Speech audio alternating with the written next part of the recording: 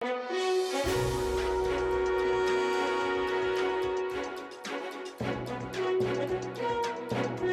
me, no campaign should be built upon faith. Um, you know, I grew up in the fundamentalist Christian church. To be baptized, one was dunked. My wife grew up in the United Methodist Church, where they sprinkle. She wouldn't dream of being dunked. To her, it's all symbolism. So why is it your symbol has got to be better than my symbol? Well, I think that the reason Democrats and Republicans seem to be so different when it comes to faith issues is because Democrats, by and large, have always been pretty strict adherents to the Constitution. We believe in the separation of church and state.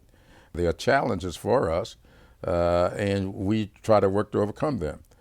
I first noticed how much it was costing us politically back in 2004. And after the 2004 election, when I was having such a hard time talking to faith leaders, most especially in Ohio and Michigan, I sent Nancy Pelosi a memorandum, pretty long memorandum, telling her that I was very concerned about that issue.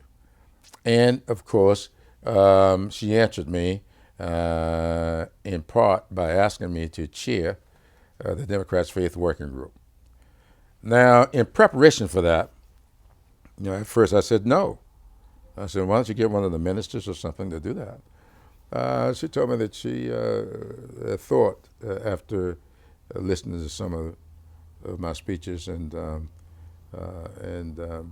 reading some of my writing, she thought there was a faith component that ought to do our caucus well. I went and I spoke to my pastor and asked him about this, and we had a long discussion. He told me he was not going to tell me what to do, but he suggested I reread the book of James, which I did. Of course, I've always been kind of partial to the book of James because of my name, but it's also a pretty short book of the Bible. You can kind of read the whole book and think you've done something. But when I read it, I got into the second chapter, I saw exactly what he was trying to tell me. So I called him back. And I said to him, I said, now, I think I see what you are trying to say to me, but let's go further with this. So let's talk through James's intentions. Why did he write this epistle? And he summed it all up in that second chapter, and he says, if your brother or sister come to you hungry and naked, it's not enough to tell them to go in faith. You feed them and you clothe them, because faith without works is dead. Now, what we've gotten from a lot of my Republican friends has been a lot of recitations of their faith. But when it comes time to fulfill what we find in Matthew 25, doing for the least of these, to them there's something wrong with feeding people when they're hungry. This is not the Christian way that you do things. For us to be marking up this bill, this farm bill, with this bigger cut in SNAP programs is an abomination. I think that faith is being abused a whole lot. I think it's always been misused. Look, I've seen people on the floor of legislatures using biblical scripture to justify slavery and second-class citizenship. So it's nothing new at all for religion to be misused.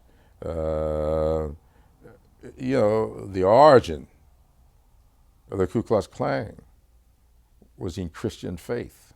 So there's nothing new about people misusing religion. It's just that most people tend not to put these things in the historical context, but I do.